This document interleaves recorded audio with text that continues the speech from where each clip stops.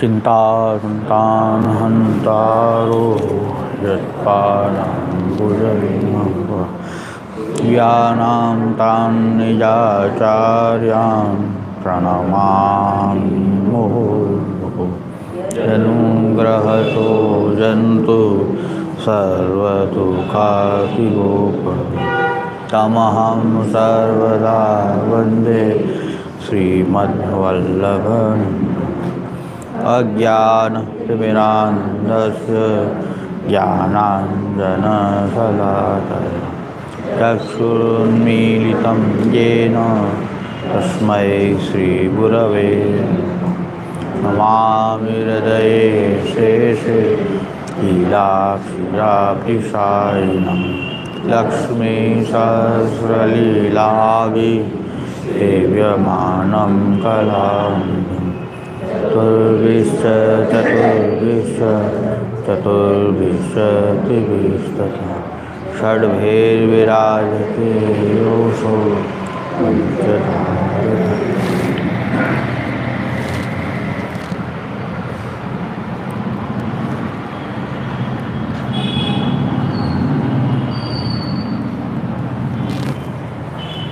હજી ચતુરાભિષ્ટની ટેવ જાતી નથી. હજી અવાજ આવ્યો છે ચતુરાભિષ્ટ ચતુર્ભિષ્ટ હજી અવાજ આવે છે ચતુરાભિષ્ટ અવાજ હજી આવે છે. બધાને એક ટેવ ખોટી પડી ગઈ છે.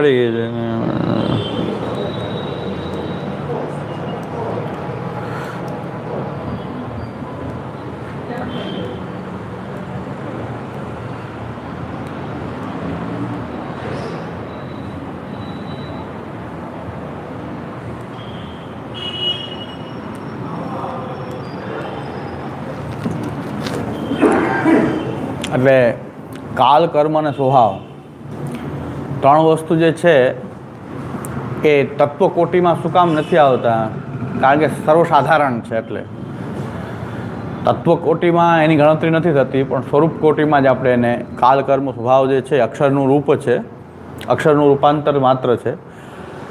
અને એ તત્વકોટીમાં, કારણ કોટીમાં એની ગણતરી નથી થતી. શું કામ કારણ કોટીમાં ગણતરી નથી થતી? એનું કારણ એ છે, કારણ હોવા છતાં, કારણ બધા જગ્યાએ કાલ, કર્મ, સ્વભાવ કારણ નથી એમ તો ન કહી શકાય, પણ કારણ હોવા છતાં પણ એ સાધારણ કારણ છે, અસાધારણ કારણ નથી. સાધારણ કારણ હોવાથી એનો ઉલ્લેખ કારણ તરીકે કરવામાં આવતો નથી. સાધારણ બધે જ છે. જેમ ભગવાન બધે જ છે, તો કારણ કોટીમાં શું ભગવાન નથી? કાર્યકોટીમાં ભગવાન નથી? બધે હોવા છતાં પણ વિશેષ રૂપથી જ્યારે વર્ણન કરવામાં આવે ત્યારે અસાધારણ લક્ષણ આપીએ ન્યાયશાસ્ત્રમાં, પણ ત્યાં સાધારણ રીતે બધે જે વ્યાપ્ત હોય લક્ષણમાં ગણતરી નહીં થાય.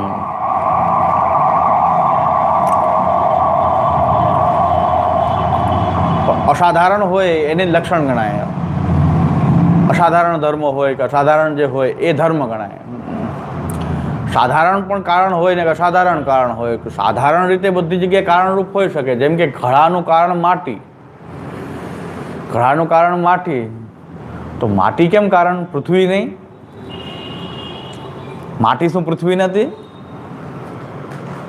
માટી પણ પૃથ્વી તો છે જ, પણ પૃથ્વી સાધારણ રીતે બધામાં હોય, ઘડામાં પણ હોય, એમ પછી લોખંડની વસ્તુ હોય તો એ પાર્થિવ વસ્તુ છે, લોખંડના પદાર્થનો બનેલો હોય તો એ પાર્થિવ કહેવાશે, પછી વૃક્ષાદિ હશે તો એ પાર્થિવ કહેવાશે, કારણ કે ભૂમિનો અંશ તો બધામાં જ છે, પછી સાધારણ બધે જ છે, એટલે એને પાછું કારણ અસાધારણ નથી, સાધારણ છે.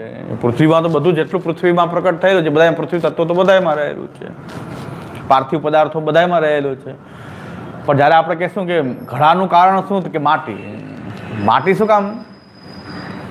પૃથ્વી કેમ નહીં? આકાશ કેમ નહીં? આકાશ શું નથી? ઘડામાં આકાશ નથી? આકાશ વિના ઘડો કેવી રીતે બને? આકાશ એ બધે જ છે, પણ સાધારણ છે. માટી પૃથ્વી સાધારણ છે, માટી આકાશ સાધારણ છે, અસાધારણ રૂપની માટી છે, કે જે ઘડામાં માટી એનો અસાધારણના રૂપમાં એનું કારણ છે, સાધારણ રૂપમાં નથી. તો આકાશ પણ બધામાં વ્યાપ્ત છે, એટલે બધામાં આકાશ તો રહેવાનું જ છે, તો બધે કારણ કોટીમાં આકાશની ગણતરી કરવાની. હકીકતમાં એવી જ રીતે અહીં કાલ, કર્મ અને સ્વભાવ બધેનો રોલ તો છે જ સૃષ્ટિ પ્રક્રિયામાં, પણ સાધારણ રીતે બધે જ વ્યાપ્ત હોવાથી એ ખાલી કારણમાં જ છે એમ ના કહી શકાય, કારણ કે બધી જગ્યાએ કાલ તો બધે જ છે, કર્મ સ્વભાવ અક્ષરરૂપ તો બધે જ વ્યાપ્ત છે, કાર્ય કારણ બધામાં. તત્વકોટીમાં કેની ગણતરી થાય છે કે જે કેવલ અસાધારણ રૂપથી કારણ હોય, એને મહાપ્રભુ કહે છે 28થી વધારે નહીં, એ તત્વ 28 જ થાય છે. તેમાં કાલ કર્મ સ્વભાવથી તત્વની અધિકતા થતી નથી, કારણ કે સાધારણ રૂપે તો એ કારણ તો ન માની શકાય એવું નથી, કારણ ન માની શકાય. તો આપણે આ ઉદાહરણથી સમજાશે કે ભાઈ માટી જ કહે છે, પણ માટી તો પૃથ્વી કેમ નહીં, આકાશ કેમ નહીં, પણ કારણ તો છે. પણ ખાલી આકાશ ઘડામાં જ છે એમ ન કહી શકાય ને, એ કારણ બધાનું છે, સાધારણ છે. એવી રીતે ભગવાન પણ બધે વ્યાપ્ત હોવાથી એ ખાલી કારણ કોટીમાં ભગવાન પણ નહીં ગણાય, અક્ષર પણ નહીં ગણાય, એટલે કારણ કોટીમાં તત્વ કોટીની અંદર પ્રવેશ થતો નથી. કોઈ પણ કોટી બનાવીએ આપણે, કેટેગરી કરીએ, તો એની બહાર હોય તો પછી કેટેગરી કેમ કરી? કોઈ તમે એને કોટી બનાવી, હવે ખોટા બધા એમ કહે છે કે 33 કરોડ દેવતા છે. હવે 33 કરોડ નહીં, અનંત કરોડ દેવતા થઈ જાય. આપણે 33 કરોડ દેવતા છે જ નહીં, 33 કોટી છે. કોટી એટલે એની કેટેગરી છે દેવતાઓની, વસુ, રુદ્ર, આદિત્ય, એ થઈને 33 કોટીના દેવ છે. તો દ્વાદશ આદિત્ય છે, 8 વસુ છે, 11 રુદ્ર છે, અને ઇન્દ્ર ને પ્રજાપતિ, ઇન્દ્ર ને પ્રજાપતિ એટલે બ્રહ્મા. આ આપણે ગણતરી કરીએ તો 33 થાય. 11 રુદ્ર છે, 12 આદિત્ય છે, 8 વસુ છે, 12 ને 8 20 ને 31 પ્રજાપતિ બ્રહ્મા, પ્રજાપતિ ને ઇન્દ્ર, એમ કરીને 33 કોટીના દેવ છે. કેટેગરી 33 છે, એમાં કરોડો હોઈ શકે દેવતા. તો દેવતાઓ તો કરોડો થાય, 33 કરોડ એ ફિક્સ સંખ્યા દેવતાઓની થઈ શકે નહીં, કારણ કે મનુષ્યમાંથી પણ દેવતા થાય છે, મનુષ્ય દેવ પણ થાય છે. આપણે શું કહે છે, દેવ થઈ ગયા, પહેલાં પિતૃ થાય, પિતૃ પછી દેવ થાય, 3 પુરુષ પર્યંત પિતૃ થાય, વસુ, રુદ્ર, આદિત્ય, અને પછી એ દેવકોટીમાં જાય, પછી એનું ઉદ્વગમન દેવકોટીમાં થાય. એટલે ઘણા કે દેવ થઈ ગયા, મૃત્યુ પામ્યા એટલે દેવ થઈ ગયા. તો કેટલા લોકોના પૂર્વજો મૃત્યુ પામીને તન પેઢી ઉપરના પૂર્વજો જે છે દેવલોકને પામે, એ બધા દેવતા રૂપને પ્રાપ્ત કરતા, એમાં કરોડો દેવતાઓ થઈ જાય. એટલે 33 કરોડ દેવતા નથી, કરોડો છે. ઘણા કે આપણા લોકો ઘણા ટીકા કરે છે કે તમે બહુ દેવતાઓને માનનારા છો બધા, અને આ ઇસ્લામના બધા એક જ ઈશ્વરને માને છે. ભાઈ આપણે ત્યાં ઈશ્વર તો એક જ છે, ઈશ્વર એક છે, પણ દેવતાઓ આમાં 33 કરોડ નહીં, ઘણા 33 કરોડનો ભ્રમ છે કે 33 કરોડ ફિક્સ દેવતાઓની સંખ્યા છે. 33 કરોડ નથી, અનંત કોટી દેવતા થઈ જાય, કરોડો દેવતા થઈ જાય. તો દેવતાઓ તો કરોડો છે, પણ હકીકતમાં સર્વના કંટ્રોલર તો એક જ છે. એક જ તત્વ જે છે એ દેવ, મનુષ્ય, જળ, જીવ બધું એક જ તત્વ બની રહ્યું છે ને. હકીકતમાં તો પ્રમેયમ હરિરેવૈકઃ, આ એક જ પ્રમેય છે. હરિ જે છે સર્વરૂપ, આ મહાપ્રભુજી જ આવું જોઈ રહ્યા છે. આ મહાપ્રભુજીની જ આવી દ્રષ્ટિ એટલી, બીજા આચાર્યો જે છે અલગ અલગ, એમાં કાંઈક ને કાંઈક થોડોક ભેદ ઊભો રહે છે. કોઈનો અભેદ છે તો બધું મિથ્યા માની લે છે, કોઈ ભેદ માને છે તે માને છે કે જળ ભગવાન બની શકતો જ નથી, કેટલાક એમ કે જળ મિથ્યા છે. મહાપ્રભુજી કહે છે કે બધું કેમ ને, સર્વભવન સામર્થ્ય છે એનું, એ સર્વરૂપ કેમ ન બની શકે? એ જળ, જીવ, દેવતા, પશુ, પક્ષી, જે કાંઈ પણ છે એ બધું જ એ જ બનેલો છે. આપણો આ સાકાર બ્રહ્મવાદ છે, એ બધું એક જ બનેલો છે. એટલે પ્રમેયમ હરિરેવ કહા, એ પ્રમેય તો એક જ છે, હરિ, અને એ અનેક રૂપથી આ પ્રકટ થઈ આ સૃષ્ટિ છે. આ આપણું આ સાકાર બ્રહ્મવાદ મહાપ્રભુજીનો વાદ જે છે, ટૂંકમાં કહીએ તો આ જ છે કે કોઈને જળ રૂપ જે છે એ ભગવાન કેમ કેવું જળને એ સવાલ થાય તો ઘણા મિથ્યા કહી દે, ઘણા એનાથી એનો અંતર્યામી રૂપે એને માને, ઘણા કે ખાલી અંતર્યામી છે, ઘણા એ માને કે ખાલી એનો કંટ્રોલ કરનારો છે. તો અનેક વાત છે, પણ સાવ એમ કે ભગવાનનું જ આ એક જ ભગવાન અનેક રૂપ થાય છે. એકો અહમ બહુશ્યામ જે વેદ કહે છે, મહાપ્રભુજી એકદમ પરફેક્ટ રીતે મહાપ્રભુજી આજ્ઞા કરે છે કે એકોહમ બહુશ્યામ, એક જ અનેક રૂપ થઈ રહ્યો છે. બધું જ આવી ગયું, પછી જળ કેમ અલગ હોય? જળ પણ એ ભગવાન જ બની શકે, કારણ કે મહાપ્રભુજી તિરુભાવ શક્તિનો બતાવે છે કે ભાઈ આ સદંશનું પ્રાકટ્ય કરાવે અને ચિદાનંદનો એ તિરુભાવ કરી દે, ત્યારે સદંશ જળ થઈ જાય. એમાં ચિદ અને આનંદનો જ્યારે પ્રાદુર્ભાવ થઈ જાય તો એ સચ્ચિદાનંદ પાછું અક્ષરાત્મક થઈ જાય. હજી સુધી બધાને મહાપ્રભુજીની આ વાત ગળે ઉતરે કે ન ઉતરે, પણ હવે ધીરે ધીરે સાયન્સને પણ ઉતરવા માંડ્યું છે ગળે કે કેમ ન થાય, થઈ શકે છે આ બધું. કારણ શ્યામુદાદા આજ્ઞા કરતા હતા એ પ્રમાણે કે કેલ્શિયમની માત્રા જો બોડીમાં વધતી જ જાય અનકન્ટ્રોલેબલ થઈ જાય તો માણસનો એ પથ્થર થઈ જાય. જે ભાગની અંદર તમારું કેલ્શિયમનું પ્રમાણ, કેલ્સિફિકેશનની જે પ્રક્રિયા એની પ્રમાણની બહાર થવા મળે ને તો ધીરે ધીરે આપણું પથ્થર જેવો થઈ જાય, હાથ પથ્થર બની જાય. અને આ હાથ આખો પથ્થર એક જણાનો યુરોપમાં બન્યો છે. ડૉક્ટરોને પણ ખ્યાલ આવ્યો કે આ કેમ પથ્થર થઈ ગયો, આ ચેતના હતી છતાં પથ્થર થઈ ગયો કેલ્શિયમની માત્રા વધવાથી. તો શું થયું? કંઈક તિરુભાવ થયો, યા ચેતનાનો કંઈક તિરુભાવ થયો. તો સામાન્ય ભગવાન મહાપ્રભુજી જે આજ્ઞા કહેતા કે આવું ન થઈ શકે કે ભાઈ જળની અંદર ચેતના તિરુભાવથી જળ થઈ ગયું, એક જ ચેતન તત્વ જે છે જળ બની ગયો.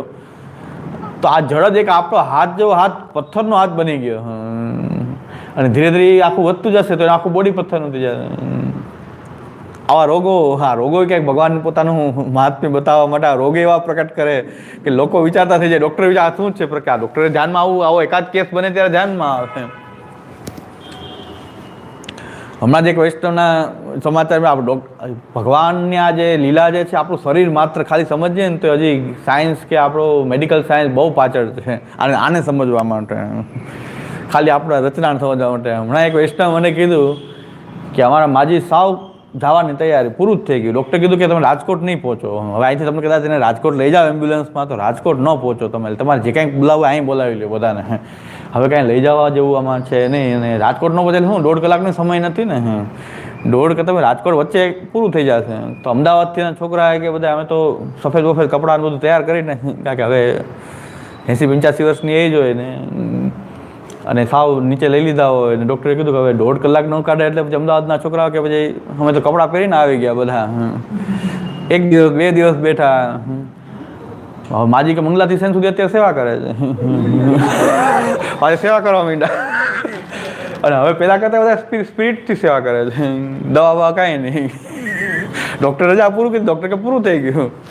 ને માજી પાછા એ કે અમે બધા પાછા અમે કામે લાગી, પાછા અમે અમદાવાદ આવી ગયા, જે બધા ભેગા થયા હતા બધા અમે પાછા કામે. માજી એકલા સેવા કરે છે અત્યારે, ગામડે રહે છે.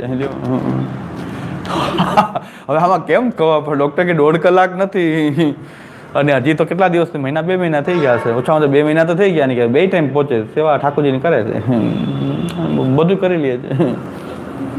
તો અમે લોકો પાછા કેટલાક દિવસ પછી રોકાય, પછી તો હવે અમે કામે લાગી ગયા ને એ સેવામાં લાગી ગયા. ડૉક્ટર કહે રાજકોટ નહીં પહોંચો. હવે કેટલું રાજકોટ ન પહોંચાય, હવે તમારે જે કરવું હોય અહીંયા કરો. તો બહુ પાછળ છે એની પાછળ, હજી ઘણું બધું બહુ પાછળ છે. મેડિકલ સાયન્સ એ બહુ પાછળ છે, કાંઈ નક્કી નથી કે કહી ન શકાય કાંઈ પણ કે આમાં શું છે. હવે તો એ વસ્તુ છે કે મહાપ્રભુજી જે આજ્ઞા કરી છે, બહુ ટાઈમ પછી હવે કેલ્સિફિકેશન દેખાણું તો લોકોને કે હા હવે હોઈ શકે આવું કે જળ થઈ જાય, એક ચેતના પણ જળ બની જાય કેલ્સિફિકેશનમાં થાય. અને કદાચ કેલ્સિફિકેશન ન થતું હોય તો પણ આપણે આ ચેતના શરીરમાં આ જળ પ્રકટ થાય છે કે નખ જળ પ્રકટ કાપી નાખીએ આપણે, કાંઈ નથી થતું. મોડલ આપણી પાસે જ આ આખા બ્રહ્મનું, એ કેમ ને આપણી અંદર આવો એક જ જળ પદાર્થ પ્રકટ થતા, વાળ વાળને કાપીએ કાંઈ નથી થતું. તો જળ ચેતનામાંથી જળ પ્રકટ થઈ શકે છે, તો બ્રહ્મ કેમ નથી? ભગવાનમાં જ વાંધો આવે. આપણે જ્યાં શાસ્ત્ર એમ કે મહાપ્રભુજી કહે છે કે જળ એ જ જળ બની જાય છે. આપણામાં બની રહ્યું છે તો આમાં કેમ ન બને? એ ના બને તો એમાં બધાને વાંધો આવે. રેશનલિસ્ટને વાંધો આવે. રેશનલિસ્ટ તો ભાઈ બુદ્ધિવાળીના આ શ્રદ્ધાની વાત છે, બુદ્ધિની વાત છે. પણ ચોખ્ખું દેખાઈ રહ્યું છે કે જો એક નાના મોડલમાં જ આવું થઈ જતું હોય તો બ્રહ્મ જો અચિંત્ય શક્તિમાન જે છે એનું સર્વભવન સામર્થ્યથી જળ કેમ ન બને? આપણી અંદર બની રહે. આપણા નખ જળ છે, આને કાંઈ નથી થતું. કાપી નાખીએ તો કાંઈ નથી થતું. અને આ કેલ્સિફિકેશનમાં તો આખું શરીર ધીરે ધીરે તમારું જળ બનતું જાય, પથ્થર જ બની જાય. એવો રોગ છે આ કેલ્સિફિકેશન. કેલ્શિયમની માત્રા એની લિમિટ બહાર થવાથી આ રોગ થાય છે. હવે એનો કોઈ સાયન્સમાં આનો મેડિકલ સાયન્સમાં એનો ઇલાજ છે કે નહીં કંઈ ખબર નથી, કાંઈ છે નહીં. કારણ કે આવો રોગ જ ક્યારેક પ્રકટ થતા હતા એ લોકોએ હકાબકા રહી જાય છે શું. એ ડૉક્ટરો પણ એમ કહેતા હોય છે કે ઘણી વખત કે એક વાયરસની કાંઈક વ્યવસ્થિત દવા શોધે તો એ વાયરસ બીજું એની પેટર્ન બદલાઈ ગઈ હોય. માંડ દવા બધું વ્યવસ્થિત શોધી એની પ્રતિકાર કરવા જાય તો બીજું આવી જાય એવું. મેં કીધું સંહાર શક્તિ છે ને કે બધા જીવતા જ રહેજો. આ ન હોય તો તમે એક એક દવા શોધ્યા કરો માણસને મળી જાય તો પછી આ સંહાર શક્તિ ભગવાનનું પેટર્ન બદલાવે કે આણે હવે રસી શોધી લીધી તો હવે સ્વાઇન ફ્લૂની બદલે કાંઈક ઇબોલા લાવો તો ઇબોલા વાયરસ ઊભો થાય. સ્વાઇન ફ્લૂમાંથી માણસ બચે તો ઇબોલા આવે. ઇબોલામાં કંઈક નવો વાયરસ આવે, ઝીકા વાયરસ ને કાંઈક વાયરસ આવ્યા કરે. એ ભગવાનની સંહાર શક્તિ તો રાખવી જ પડે ને પાછી, નકર તો બધા જીવતા રહે તો પછી કરવું શું? બધે દવા સુવિધા જ કરો અને આપણે એની પર કંટ્રોલ કરીએ તો એની પેટર્ન બદલાઈ જાય. એટલે મહાપ્રભુજીનો જે વાત છે એ ભલે 50-100 વર્ષ પછી સમજાશે. ઘણા સાયન્સને પણ સમજાય તો 50 વર્ષ સાયન્સ 100 વર્ષ પછી કહે હા હશે હશે. મહાપ્રભુજીને આપણા વેદ કહે છે, પહેલાંથી કહે છે. મહાપ્રભુજી તો એ વેદની જ વાત કહે છે. છતાં મહાપ્રભુજી તો આ વાત બહુ દમખમથી આજ્ઞા કરેલી જ છે કે ભાઈ એક જ બ્રહ્મ જે છે જળ જીવ અંતર્યામી રૂપથી એ જ પ્રકટ થઈ. કાલ કર્મ ભાવ પણ એ જ છે, અક્ષર રૂપ પણ એ જ છે, એમાંથી કાર્યરૂપ પણ એ જ થઈ રહ્યો છે. એકોહમ બહુશ્યામ, હું એક છું, અનેક રૂપ થાવ એવી એની ઈચ્છા થઈ. એ સર્વભવન સામર્થ્યથી એ સર્વરૂપ થઈ ગયું. તત્સૃષ્ટવા તદેવાનું પ્રાવિશત, પાછું બધા એ સર્જન કરી, એ સર્જન કરીને પાછું એની અંદર પણ પાછું પ્રવિષ્ટ થઈને એનો આનંદ પણ એ દ્રષ્ટા થઈને અંદર પણ પાછો પરમાત્મા રૂપે સર્વત્ર વ્યાપ્ત પરમાત્મા પણ છે. એ પરમાત્મ તત્વ છે, બ્રહ્મ તત્વ છે. અને જે કૃષ્ણમાં માનતા હોય તો એની માટે એ સાક્ષાત પૂર્ણ રૂપ જે છે એ કૃષ્ણ છે. કૃષ્ણ ન માનતા હોય તો એ અક્ષર બ્રહ્મ છે. અક્ષર બ્રહ્મને તો કોઈ ડિનાય ના કરી શકે કે અક્ષર એક બ્રહ્માત્મક તો સર્વત્ર છે. તો હવે કાલનું વર્ણન આપણે જોયું. હવે કર્મની આપણે ચર્ચા કરી લીધી છે. ખાલી એનું આ શ્લોક જોવાના છે કે ભાઈ કાલ કર્મ સ્વભાવ એની એક સિસ્ટમ છે આખી, એક સમષ્ટિ રૂપ છે એનું, અને એમાંથી વ્યષ્ટિ રૂપ પ્રકટ થતું હોય છે. સમષ્ટિ રૂપથી કર્મ છે એટલે ભૂમિની અંદર પાણી તો રહેલું છે એટલે ખોદીએ એટલે મળે. એ પ્રકટ થયું, ત્યાં પાણી અંદર છે તો મળે ને. એમ બધી જગ્યાએ વ્યાપ્ત એક કર્મ છે. એમાંથી એ કર્મને કારણે આપણે કંઈક કર્મ પ્રકટ કરીએ છીએ. આપણે આપણા પ્રયત્નથી જ્યારે સારું ખરાબ કર્મ આપણે કહીએ છીએ વિધિ નિષેધ, એ ટોટલ એક કર્મ છે ને એનું અંશાત્મક રીતે કર્મનું પ્રકટીકરણ આ આપણા પ્રયત્નથી વિધિ નિષેધ દ્વારા એ પુરુષ પોતાના વિધિ નિષેધ દ્વારા એને પ્રકટ કરે છે. એને પ્રકટ કરે છે, નથી નહીં, છે એને પ્રકટ કરે. બધે જ ભગવાન વ્યાપ્ત છે. મૂર્તિમાં આટલી મૂર્તિ પૂજાની વાતો કરનારા જે છે, મૂર્તિ પૂજા ખોટી છે, ભગવાન જળ થઈ જશે તો મૂર્તિને જો ભગવાન કહેશો તો ભગવાનની અંદર જડતાનો આરોપ આવશે. દયાનંદ સરસ્વતી વગેરે જે કહે છે કે મૂર્તિ પૂજા છે જ નહીં. એ મૂર્તિ પૂજા સમજવાની વાત એ છે કે મૂર્તિ ન હોય તો સચરાચર સૃષ્ટિ બ્રહ્માત્મક છે, તો મૂર્તિ તો બ્રહ્માત્મક હોવાની જ છે ને. આટલી બુદ્ધિ ન ચાલે. એ લોકો આવી વાત કરતા હોય છે કે મૂર્તિ પૂજા તમે કરો છો એ સમય વેડફો છો, ખોટું છે, ભગવાન તો નિરાકાર છે.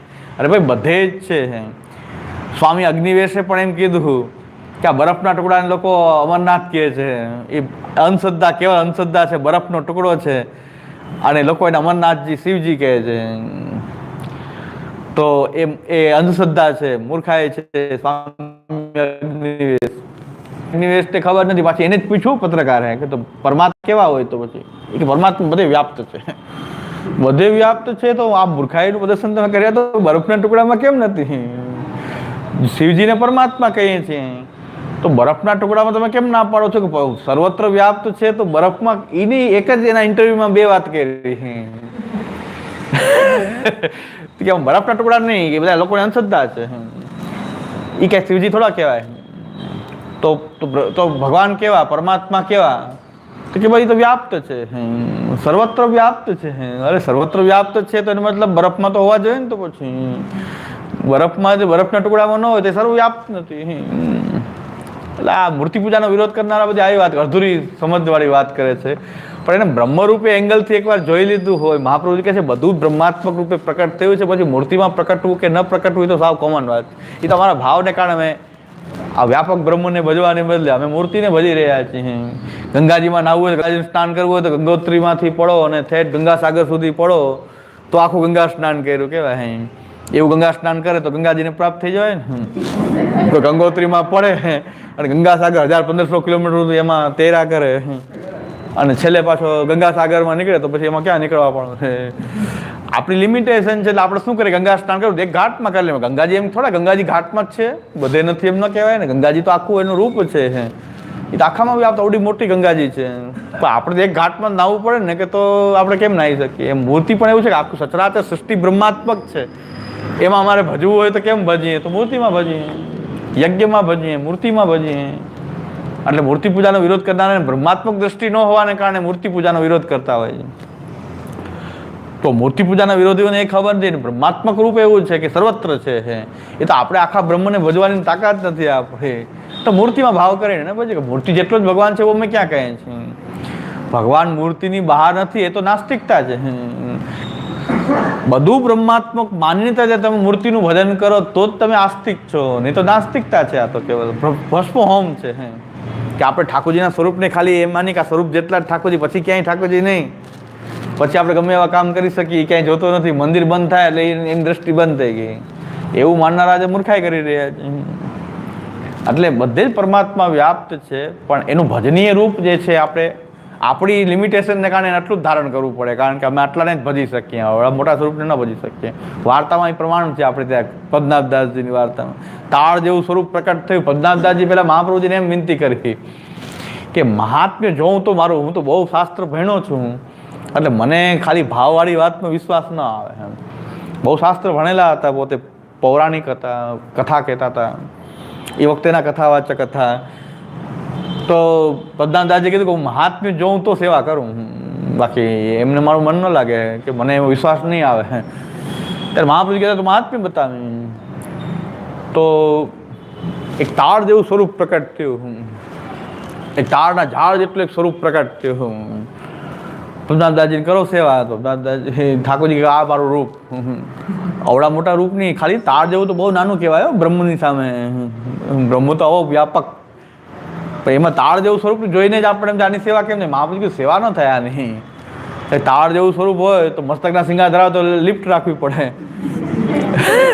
મસ્તકના સિંગા ધરાવે હોય તો લિફ્ટ રાખવી પડે પાછી ઉપર.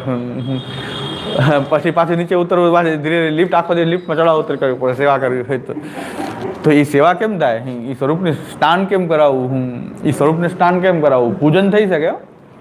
સેવાના પ્રકાર, પૂજનના પ્રકારમાં આટલો ભેદ છે. પૂજન તો સ્નાનમ પરિકલ્પયામી, આમ જલ છીટા દઈને પણ એમ કે સ્નાનમ પરિકલ્પયામી, એટલે પૂજન થઈ ગયું. પણ સેવા, આપણી પુષ્ટિ માર્ગની સેવા જે છે યથા દેહે તથા દેવે વાળી છે.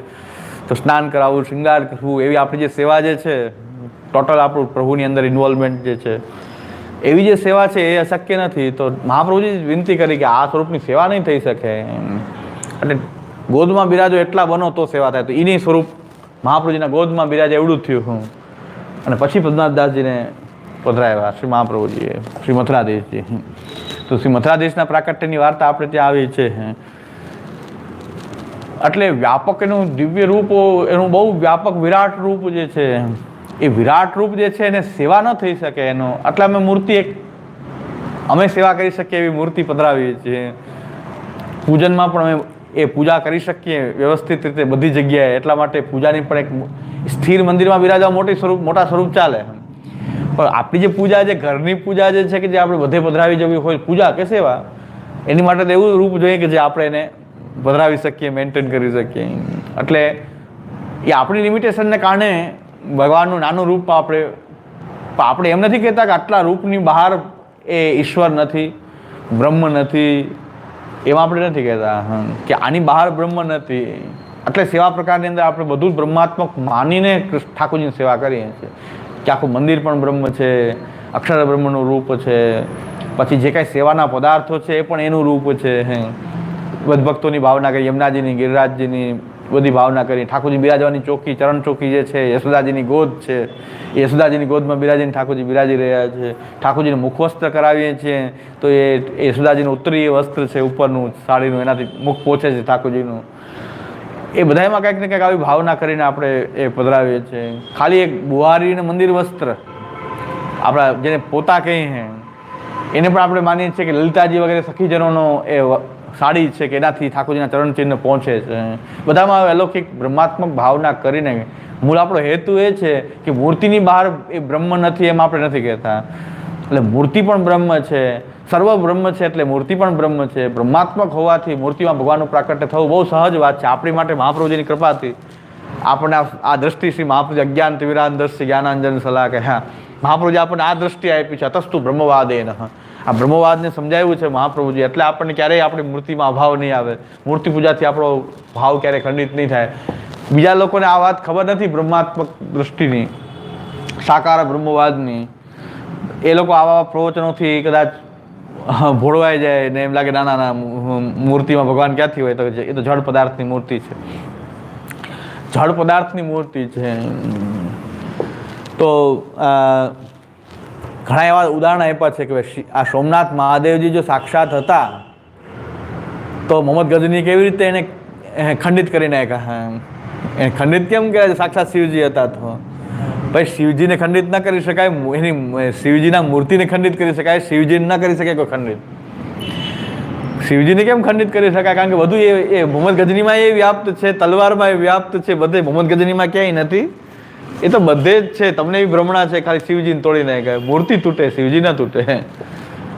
એટલે આપણે પૂજા માર્ગમાં પણ શું છે કે મૂર્તિ ખંડિત થયા પછી એમાં વિસર્જન કરી દેવામાં આવે. ભગવાન એમાં અમે નથી માનતા, વિસર્જિત કરી દીધા. આપણે ભાવથી જેમ પ્રકટ કર્યા હતા ત્યાં વિસર્જિત કરી દીધા. લોકોને એમ થાય કે મૂર્તિ ખંડિત થઈ, ભગવાનને તોડી નાખ્યા. ભગવાન થોડા તૂટે, મૂર્તિ ખંડિત થાય, પ્રભુ એમાંથી કંઈ ખંડિત થઈ શકે નહીં. કારણ કે આપણે આહવાન વિસર્જન પદ્ધતિ છે એને વિસર્જન કરી દેવામાં આવે. ફરી પાછા આહવાન કરી પાછા સોમનાથમાં ખંડિત કર્યા, સોમનાથ મહાદેવ ગયા. અત્યારે પણ સોમનાથ મહાદેવની પૂજા થાય છે, બીજે લિંગ પધરાવીને એનું પ્રાણ પ્રતિષ્ઠા પુનઃ કરીને આપણે સેવા કરીએ. આપણા ભાવને, ભગવાનની આરાધનાને, ભગવાન પ્રત્યેના આપણા ભાવને ગમે એવા મોહમ્મદ ગજનીના બાપ આવી જાય, 1000 મોહમ્મદ ગજની આવે તો મૂર્તિ તોડવાથી શું થાય? અમે તો વિસર્જન કરી નાખીએ. મૂર્તિમાં ક્યાં ભગવાન છે?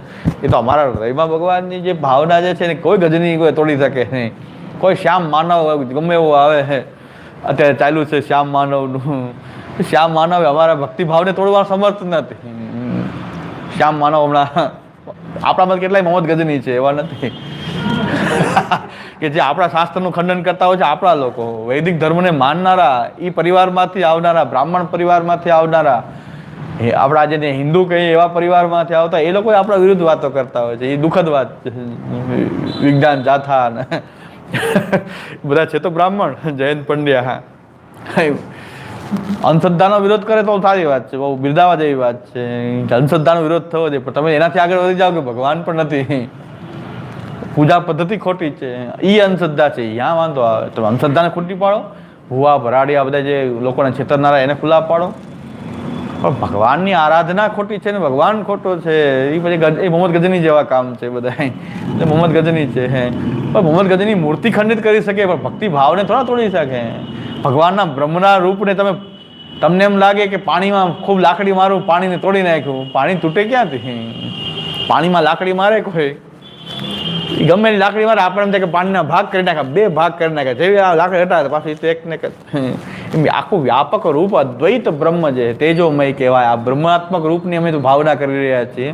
એ બ્રહ્માત્મક ભાવને કોઈ ખંડિત કેમ કરી શકે? બ્રહ્મને કોઈ ખંડિત ના કરી શકે, કારણ કે મોહમ્મદ ગજનીમાં પણ છે, તલવારમાં પણ છે.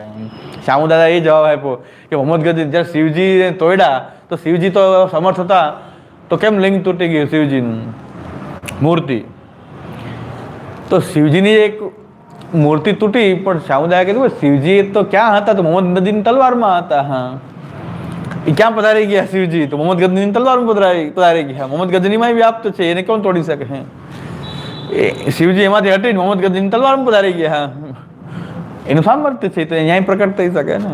તો અમારા મૂર્તિઓને ખંડિત કરવાથી લોકોને ભ્રમણા હતી. આ લોકોને, મોહમ્મદ ગજની જેવાને, મુસલમાનોને, કે આ મૂર્તિ તોડશું એટલે આ લોકોને ભગવાન ક્યાં ભગવાન છે બતાવો, લાવો તોડી નાખીએ. તોડી નાખવાથી શું થાય? ભક્તિભાવ છે તો બીજી મૂર્તિમાં પ્રકટ થઈ જાય. તો અત્યારે સોમનાથ મહાદેવ બિરાજે જ છે. એટલે બ્રહ્મને કોઈ કેમ ખંડિત કરે? સર્વત્ર બ્રહ્માત્મક રૂપે માનીને એની સેવા કરવાની છે. તમે એવું સાક્ષાત પરબ્રહ્મ છો. દરેક દેવતાઓની સ્તુતિમાં પણ એમ આવે છે તમે સાક્ષાત પરબ્રહ્મ છો. પરબ્રહ્મ છો એટલે તમે સર્વત્ર વ્યાપ્ત પરમાત્મા છો. તો તમને કોઈ ખંડિત ના કરી શકે. મૂર્તિને કોઈ ખંડિત ના કરે. મૂર્તિ ખંડિત થાય તો વિસર્જિત થઈ જાય, નવું પ્રાણ પ્રતિષ્ઠા થઈ જાય. આપણો ભાવ પુષ્ટિ માર્ગીઓ એનાથી આગળ છે. પ્રાણપતિ વિસર્જન આપણે એને ખૂબ ગુપ્ત રાખીએ છીએ સ્વરૂપને. અત્યારે બધા પ્રકટ કરવા માંડ્યા છે. બાકી કોઈક વાર એને પણ તકલીફ થવાની. ગજની પાછા આપણો ભાવ વધારે ભાવાત્મક પ્રભુને આપણે આપણા ઠાકોરજીને મૂર્તિ નથી માનતા. આપણે સાક્ષાત કૃષ્ણ માનતા હોવાથી એને કોઈ ખંડિત કરતા આપણું તો કંઈક ને કંઈક થઈ જાય. એને કંઈક પરિશ્રમ થાય તો આપણને દુઃખ થાય. તો આપણે એને બહુ સંભાળીને રાખીએ છીએ. પુષ્ટિ માર્ગીય ભાવ એવો છે કે સાક્ષાત પ્રભુ કૃષ્ણ જ છે. આપણે મૂર્તિ પણ નથી. મૂર્તિમાં આવવાનું વિસર્જન થાય. આપણે એનાથી એક સ્ટેપ આગળ આપણે કહીએ છીએ કે સાક્ષાત કૃષ્ણ છે. હા, એ અમને સાક્ષાત કૃષ્ણના રૂપમાં અમે એને સેવીએ છીએ. અત્યારની ગુપ્ત રાખવાની વાત હતી પણ આપણે હવેલીઓમાં એ પ્રદર્શિત થઈ ગયા છે. હવે આપણી દુઃખદ વાત છે. એને ગુપ્ત રાખવાનું હતું અને ગુપ્ત રીતે એની સેવા કરવાની. એ આપણી સેવાની સાધના, એ ગુપ્ત સાધના હતી. હવે તો શું થાય છે કંઈ ખબર નથી. હવે અલગ અલગ વસ્તુ ચાલ્યા કરે છે. બેઠકજીઓને વેચતા હતા એમાં સંતોષ નથી. હવે બેઠકજીઓના ભાવનાજી પધરાવીને એને વેચવા માંડવું. આખે ભાવના થોડી છે. હવે આ નવું ચાલુ થયું છે. શું થશે આગળ, શું નહીં વેચીએ એ સવાલ છે. મને હમણાં જાણવા મળ્યું કે બેઠકજીમાં તો ધંધો થાય જ. ચાલો કાંઈ વાંધો, બેઠકજીમાં ચાલુ જ છે. હવે તો આપણે બેઠકજીમાં જારીજી નાન પૈસા, નાના પૈસા, ભોગ નાન, જારીજી નાન, પાતર નાન, તપેલી નાન, અહીંયા ધંધો ચાલે, ધોતી ઉપણા નાન, બધો ધંધો બેઠકજીમાં ચાલે. તો હવે એનાથી એક સ્ટેપ આગળ કે બેઠકજીમાં જ્યાં જાય ત્યારે ધંધો થાય ને, એ બેઠકજીના ભાવનાજી ધોતી ઉપણા ને તિલક ને કરીને ગાદી તકિયા પધરાવીને એ ભાવનાજી અહીં પધારે છે તો એના પૈસા લાવો. અહીંયા વેસ્ટોને અહીંયા જ મળશે એ જારી ચંપસ. તો 1000 રૂપિયા આપો ને ચંપસ કરવા. નામ લખાવવાના 1000 રૂપિયા છે. માથી અહીં પધારે ટ્રાવેલિંગ ખર્ચ લાગે ને. મહાપ્રભુજી ગુસાઈજીને મહાપ્રભુજી કહે આ શું કામ માર્ગ પ્રકટ કર્યા? મારે વેચાવાનો ધંધો, મારે મને વેચવા માંડ્યા, શું કરું? મહાપ્રભુજી કહે મારો હા શું વાંક છે મારો? મને તો શાંતિ રહેવા દો. મારો વાંક શું કે મને વેચી રહ્યા છો તમે કારણ વિના? મહાપ્રભુજી કહે છે આ શું ઉપાડ્યું છે કે ખબર નથી પડતી. મહાપ્રભુજી તમને ભાવ છે તો ભાવનાજી હતા આપણે માટે. એને ભાવનાથી એની સેવા કરવા માટે ભાવનાજી પધારી શકે. ભાવનાજી એટલે એક પ્રકારની મૂર્તિ સ્વરૂપ જ છે. ભાવથી એને પધરાવીને સેવા કરવા માટે ભાવનાજી હોય, પણ એને વેચવા માટે ભાવનાજી, વેચવા માટે 1000 રૂપિયા લેવા માટે ભાવનાજી પધારે છે. બેઠકજીને ભાવનાજી આ નવું ટ્રેન્ડ શરૂ થયું. આ નવું કે બેઠકજી છે ત્યાં ધંધો થાય, ત્યાંથી પાછી બીજી જગ્યાએ લઈ જાઓ તો ત્યાં ધંધો થાય, ત્યાંથી એના ભાવનાજી લઈ જાઓ. એ ભાવનાજી થોડા કહેવાય, બિરાજતા હોય તો પધારી જાય. એટલે હું એમ કહું છું આ વિસર્જનનો પ્રકાર છે. આપણે ત્યાં મોહમ્મદ ગજની જેવો હા વિસર્જન કરવાનો પ્રકાર ચાલે છે. હા, ભાવનાજીમાં તો ભાવના હોય તો બિરાજે ને. તો પ્રવાહી ભાવથી બિરાજે છે. ઓલું જ મારી ક્લિપ ફરે છે હજી તો પાછું કહું છું, તો છડે ચોક હજી કહું છું હું કે પ્રવાહી ભાવથી જો તમે ઠાકોરજીની સેવા કરશો તો ત્યાંનું પુષ્ટિ રૂપ કે મર્યાદા રૂપ નહીં હોય, પ્રવાહી રૂપ જ પ્રકટ થશે. ભગવાનનું તો પ્રવાહી રૂપ એનું જ છે. દેવી આસુરી બે રૂપ એના છે. તો હજી મારી 5 વર્ષ પહેલાની ક્લિપ ફેરવે છે ફેસબુકમાં કે જો આની બુદ્ધિ ફરી ગઈ છે, ઠાકોરજીને પ્રવાહી કહે છે, આસુરી કહે છે ઠાકોરજીને. અરે ભાઈ, ભગવાન આસુરી રૂપ બતાવશે, આસુર વ્યામોહ કરવા વાળું રૂપ તમારી સામે પ્રકટ કરશે. તમે પ્રવાહી ભાવથી એની સેવા કરશો, વેચવાના ભાવથી કરો તો કેમ ભગવાન પ્રકટ થાય? તે પ્રવાહી રૂપ પ્રકટ કરે. તો પ્રવાહી રૂપ તો એને પ્રકટ કરતા આવડે જ છે ને. પોતાનું પ્રવાહી રૂપ પ્રકટ કરી દેશે. તેમ ભાવથી કરશો તો પુષ્ટિ રૂપ પ્રકટ થશે. મર્યાદાની વિધિથી પૂજા કરશો તો મર્યાદાનું વિભૂતિ રૂપ પ્રકટ થશે. અને જો તમે એને છેતરવા માટે કોઈને આવા કંઈક ભાવનાજી વગેરે કંઈક કરશો તો પ્રવાહી રૂપ, આસુરી રૂપ, પ્રવાહી રૂપ. હજી પાછું કહું જાહેર ચાલે છે ને લાઈવ. એટલે ઓલાને કે ડરી ગયા છે, કારણ જો આ બુદ્ધિ ફરી ગઈ છે, ભ્રષ્ટ થઈ ગઈ. બુદ્ધિ ફરી ગઈ તો ફરી ગઈ, ભ્રષ્ટ તો ભ્રષ્ટ થઈ ગઈ. આ વેચી રહ્યા છે 1000 રૂપિયા મહાપ્રભુ, એની બુદ્ધિ ભ્રષ્ટ નથી થઈ, મારી બુદ્ધિ ભ્રષ્ટ થઈ. હા, મહાપ્રભુજીને આચાર્યને વેચે છે, એની બુદ્ધિ ભ્રષ્ટ નથી થઈ, એમાં કોઈને ભ્રષ્ટાચાર નથી લાગતો. અને હું કહું છું કે તમે ભાવથી સેવા કરો તો પુષ્ટિરૂપ પ્રકટ થશે. એને પ્રદર્શિત કરશો, એને પ્રદર્શન કરીને એનું કંઈ પૈસા લેશો તો આસુરી રૂપ પ્રકટ કરતા એને આવડે છે. એની માટે બધું સમાન છે. બ્રહ્મ તો દેવ આસુરી બધું રૂપ એનું જ છે. તમારે તમે જો એવા પુષ્ટિના ચાહક છો તો મહાપ્રભુના સિદ્ધાંત પ્રમાણે સેવા કરો તો પરે ખાલી વાણીથી પ્રકટ થઈ જશે. મૂર્તિ નહીં, સ્વરૂપ નહીં, વસ્ત્રજી નહીં, કાંઈ નહીં. પરે ગુસાઈજી બોલ્યા પરે, તો ઓલા રજવાસી બાળક નથી કે મારા ભગવાન નામ પરે કીધું, ગુસાઈજી ભગવાન નામ કીધું, તો એ પરે પરે કરીને બોલાવવા માંડ્યો, પરે તું આવ, પરે તું આવ. ઠાકોરજી પધારવું પડ્યું. પરે કઈ નામ છે? પરે એટલે દૂર જા. ગુસાઈજી એમ બોલ્યા દૂર જા. ઠીક, મને ઠાકોરજી પરે, મારે ઠાકોરજી નામ અને મારા ઠાકોરજી પરે. એને માની લીધું કે ગુસાઈજી બોલ્યા મારા ઠાકોરજી, તો ઠાકોરજી પધાર્યા. ભક્તિ ભાવ હતો તો પરે રૂપ ધારણ કરીને પધાર્યા. તો પધારશે, પુષ્ટિ ભાવ હશે તો પધારશે. પણ તમે એને વેચવા માટે ઉપયોગ કરશો તો એવો કઈ મૂર્ખ થોડો છે કે વેચાઈ જાય. પોતાનું પુષ્ટિરૂપ વેચાવા દે? નહીં વેચાવા દે. એટલે પાછું હજી કોઈને આની અત્યારે લેટેસ્ટ 2019માં પ્રવચન છાપવું ફેરવવું તો હજી ફેરવી દે કે ભગવાનનું પ્રવાહી રૂપ પણ હોય જ છે. ભક્તિ ભાવ ભ્રષ્ટ થશે તો પ્રવાહી રૂપ પ્રકટ થશે. પ્રવાહી રૂપ આસુરી રૂપ કયો, પ્રવાહી રૂપ કયો, આસુર વ્યામોહ કરવાવાળું રૂપ કયો, પણ પુષ્ટિ રૂપ નથી, મર્યાદા રૂપ પણ નથી. મર્યાદામાં તો વિભૂતિ છે. મર્યાદા માર્ગની વિધિથી એની પૂજા થાય તો એનું વિભૂતિ રૂપ પ્રકટ થાય, દેવતા રૂપ પ્રકટ થાય. પરબ્રહ્મ રૂપ નહીં તો દેવતા રૂપ પ્રકટ થાય. અહીં તો દેવતા રૂપ પણ તિરોહિત થઈ જાય. મર્યાદા માર્ગ પણ નથી. આ તો મર્યાદા માર્ગમાં તો વિધિ છે. એ વિધિ અનુસાર એનું જો પૂજન કરવામાં આવે, એમાંય મનાય છે દેવ પૂજાનો ધંધો હોય, દેવલખત્વ પ્રાપ્ત કરાવનારો દેવ પૂજાનો ધંધો ન થઈ શકે. મર્યાદામાં મનાય છે, પુષ્ટિ માર્ગમાં નહીં. મર્યાદા માર્ગમાં મનાય છે કે દેવ પૂજાનો ધંધો કરનાર દેવલખ છે. 3 વર્ષ પર્યંત જો દેવ પૂજાનો ધંધો ચાલુ રાખે તો એ દેવલખ કહેવાય છે. બ્રાહ્મણ ચાંડાલ સમાન થઈ જાય છે. દેવ પૂજાનો ધંધો ન હોઈ શકે. પોતાના દેવની પૂજા કરવાનો ધંધો ન કરી શકાય. જાહેર મંદિર હોય એમાં અર્ચક કે પૂજારી બની શકાય, પણ પોતાની પૂજાને વેચી શકાતી નથી. પોતાની પૂજા માટે કોઈનું દ્રવ્ય લેવાય નહીં. આ તો પૂજા માર્ગનો નિયમ છે. તમારી પૂજા માટે તમે બીજાનું દ્રવ્ય લઈને ચડાવી શકો નહીં. તમારી પૂજામાં એનો ઉપયોગ નહીં કરી શકો. તમે તમારા દ્રવ્યનો ઉપયોગ તમારી પૂજામાં કરવાનો છે. આ તો સર્વ સામાન્ય, આ તો શાસ્ત્ર ભણવાની ખબર નથી એટલે આ બધું આપણને આવું લાગે છે. બાકી મહાપ્રભુજીનો નિયમ નથી, આ તો શાસ્ત્રનો નિયમ છે કે સ્વાર્થ પૂજા હોય, તમારી ઘરની પ્રતિષ્ઠા હોય, એમાં અન્યની કોઈ પણ સામગ્રી વગેરે તમારી દેવ પૂજામાં વાપરી શકાતી નથી. જાહેર મંદિરમાં જ્યારે પ્રાણ પ્રતિષ્ઠા થઈ હોય, મંદિરમાં પ્રતિષ્ઠા થઈ હોય, ત્યાં પૂજાર્થ દ્રવ્ય લઈ શકાય છે. પૂજા માટેનું દ્રવ્ય ત્યાં જાહેર મંદિરમાં લઈ શકાય છે, પૂજાર્થ. પણ તમારી પૂજામાં ન વાપરી શકાય. તો હવે આ તમે પૈસા લઈ રહ્યા છો ઠાકોરજીના નામે, એ તો દેવ પૂજા મર્યાદા માર્ગમાં માન્ય નથી આવી. દેવ પૂજા કેવલ પ્રવાહ છે, તો પ્રવાહ માર્ગમાં તો ભગવાન એનું પ્રવાહી રૂપ કેમ પ્રકટ ના કરે? 5 વર્ષ પહેલાની વાત હજી લોકો ફેરવી રહ્યા છે, કારણ બુદ્ધિ ફરી ગઈ છે, ભ્રષ્ટ થઈ ગઈ છે, અસ્થિર થઈ ગયો છે, મગજાનો ગાંડો થઈ ગયો છે. આ વલ્લભકુલ છે કે કોણ છે, જે બોલવું એ બોલે. હજી પાછું લે હજી ચમકારો. હવે શાંત થઈ ગયું, 2 મહિના ચાલ્યું. હા, પાછું હવા ભરી દો, એટલે ચાલુ કરો, તમે લગાવો ફેસબુકમાં, ચાલુ રાખો, ગાળું દેવાનું ચાલુ રાખો. બંધ કેમ કરી? ચાલુ કરી દો, પાછી ગાળું દો. ગાળો બંધ ના કરો, તમે ચાલુ રાખો. કારણ કે તમારી પાસે જે હોય એની અપેક્ષા રાખીએ છીએ અમે, કે તમારી પાસે જે હોય તો આપો. આ તો સિદ્ધાંત છે, તો માનવો જ પડશે. એમાં કોઈ છુટકારો નથી. એટલે બહુ સ્પષ્ટ સિદ્ધાંત છે કે જે તમારો ભાવ છે એવી એ ભગવાન એવું રૂપ ધારણ કરે છે. ભાગવત પણ એમ કહે છે, ગીતા પણ એમ કહે છે, એ યથા મામ પ્રપદ્યંતે તાંસ તથૈવ ભજામ્યહમ. એ જેવી રીતે મને પ્રપન્ન થાય છે એવો હું બનું છું. તમે વેચવાના ભાવથી એની સામે જાઓ છો તો ભગવાન કે હું કંઈ માલ છું કે મને વેચી નાખો, હું મારું પ્રવાહી રૂપ પ્રકટ કરી દઈશ. મને તમે શું આરાધ્ય માનવાને બદલે શું મને તમે પોતે કમોડિટી માનો છો, વેચવાની વસ્તુ માનો છો, શું માનો છો તમે મને?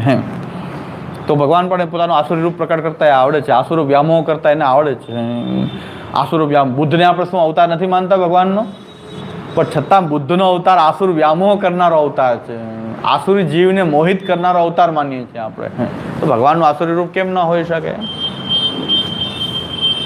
એટલે તસ્ય પ્રતિપુરુષમ ભેદો ભવિષ્યતિ ઇતિ આશંક્ય. હવે કોઈ કહે કર્મ બધા અલગ અલગ કરે છે, લોકો હજી એમ જ માનતા હોય છે મોટા ભાગે કે કર્મ બધા અલગ અલગ કરે છે અને કર્મ જુદું જુદું છે. દરેકનું કર્મ જુદું જુદું છે. કર્મનું એક વ્યાપક રૂપ તો એક જ છે, એમાં વિધિ નિષેધથી એનું પ્રકટીકરણ, એના અંશાત્મક રીતે એનું પ્રકટીકરણ એ થાય છે. તો તદેકમ ભગવદ રૂપમ, એ એક જ ભગવદ રૂપ છે. કર્મ પણ એક ભગવાનનું રૂપ છે. મહાપ્રભુની દ્રષ્ટિમાં બધે જ ભગવાન છે, બધે જ કૃષ્ણ છે. મહાપ્રભુજી ખાલી મૂર્તિ સુધી સીમિત માનતા નથી. તદેકમ ભગવદ રૂપમ સાધારણ્યેન સર્વગમ અગ્ર પશ્ચાત ભાવભેદા દ્વિધા પ્રકટમ ઉચ્યતે. એક જ ભગવાનનું કર્મ જે છે એ ભગવાનનું રૂપ છે, વ્યાપક એક રૂપ છે. સાધારણ રૂપ એ સર્વત્ર છે. અને અગ્ર પશ્ચાત ભાવ, વિધિ અને નિષેધ. અગ્ર પશ્ચાત એટલે વિધિ નિષેધ. એક વિધિથી કર્મ થાય, એક કરવાનું ન કરવાનું, નિષેધ છે ન કરવાનું. તો વિધિ નિષેધ ભાવથી અગ્ર પશ્ચાત ભાવ ભેદથી બે પ્રકારથી પ્રકટ થતું હોય છે કર્મ. એ તમે જે કાર્ય કરો એ વિધિનું કાર્ય કરો કા નિષેધનું કાર્ય કરો. વિધિ નિષેધ દ્વારા એનું પ્રકટીકરણ થતું હોય છે. વ્યાપકમ તદરૂપમ તથાપી યેન યાવદ રૂપમ વિધિ પ્રકારેણ નિષેધ પ્રકારેણ વા પ્રકટીક્રિયતે તસ્ય તાવત ફલમ દત્વા તદંશેન તિરોભવતિ ઇતિ સાધારણ્યાપી સર્વસંભવાત ન પ્રતિકર્મ વ્યવસ્થા ઇતિ અર્થઃ.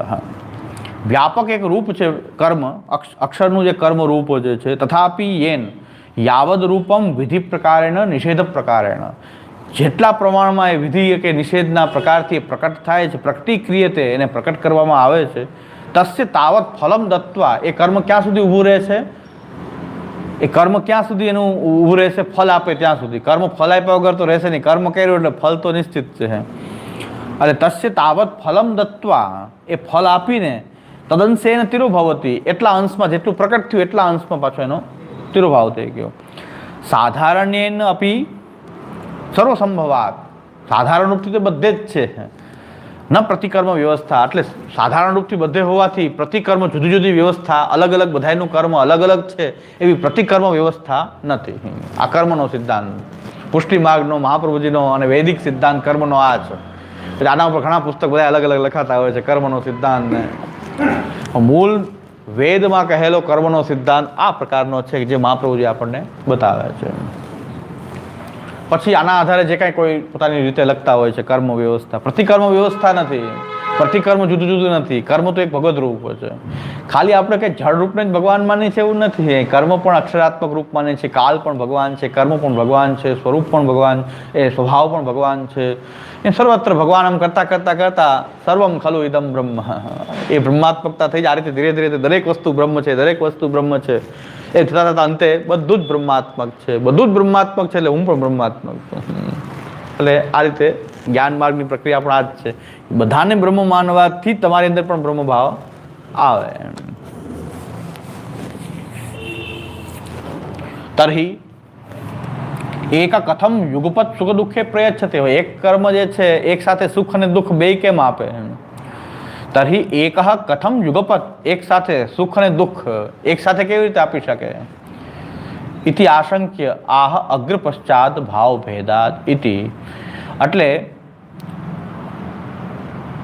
એક જ કાળમાં એક કર્મ પ્રકટ થયું એક સાથે. કોઈ સારું કર્યું, કોઈ ખરાબ કર્મ કર્યું, તો બે તમે કહો છો કે કર્મ પોતાનું ફલ આપીને આપ્યું, તો એક જ કાળની અંદર એક સાથે કોઈ સારું અને કોઈ ખરાબ બે કર્મ કર્યું, તો બે કર્મ જે છે એનું બે ફલ કેવી રીતે આપે. તો પછી તમે પ્રતિકર્મ વ્યવસ્થા નથી, તો પછી તમે એમ કહેશો કે એક સાથે કર્મ તો કોઈએ કર્યું સુખ દુઃખ, કોઈને સુખ મળ્યું, કોઈને દુઃખ મળ્યું, તો એમાં શું તમે કહેશો? તો એમ કહે છે કે ભાઈ એવું નથી. પુરુષ કાલ કર્યો હશે તો દુઃખ થશે. એક કાલમાં પણ બે કર્મ અલગ અલગ પ્રકટ કર્યા અગ્ર પશ્ચાત ભાવ ભેદથી. તો વિધિ નિષેધ દ્વારા કોઈ વિધિ કર્મ કર્યું, કોઈ નિષેધનું કર્મ કર્યું. પુરુષ અલગ અલગ એને પ્રકટ કર્યું, એક કાલમાં પ્રકટ કર્યું. એક કાલમાં તમે કહો છો કર્મનો જે કાલ એમાં પ્રકટ થયો, પણ વિધિ નિષેધ ભાવથી એ પુરુષ જે છે એ પ્રકટ કરે. એના કારણે જેને વિધિ પ્રકારનું કર્યું હશે તો સુખ થશે, કોકને દુઃખ થાય છે. તો કર્મ છે પણ એને કેવી રીતે પ્રકટ કર્યું, એને વિધિ પ્રકારથી નિષેધ પ્રકારથી, એના આધારે એનું ફલ પણ એ થતું હોય છે. એટલે એમાં કોઈ અલગ અલગ કર્મ માનવાની જરૂર નથી. કર્મ તો એક જ માનવું પડશે. એને જે પ્રકટ કરનાર જે છે એના અગ્ર પશ્ચાત ભાવ ભેદથી સુખ દુઃખ એ પ્રેત આપે છે.